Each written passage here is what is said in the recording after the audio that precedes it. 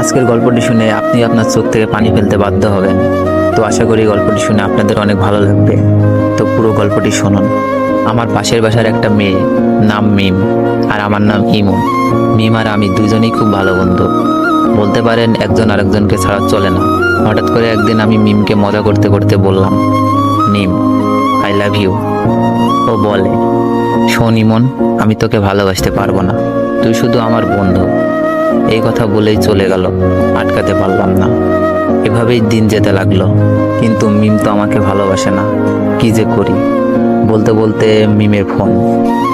ওই ইমন, কি করছো? তোর কথাই ভাবছিলাম মিম। চুপ থাক, খাইছস? না, তুই খাইছস মিম? হ্যাঁ খাইছি। তুই এখনই খেয়ে নে, আর মাঠে তাড়াতাড়ি আয়। আচ্ছা, বলেই লাফাইতে লাগলাম। মিমের মনে হয়তো আমার জন্য ভালোবাসা জাগছে। তাড়াতাড়ি খেয়ে গেলাম, গিয়েই বললাম, কিরে মিম, হঠাৎ জরুরি তলব? সামনে আমাদের এক্সাম রে, খুব টেনশন।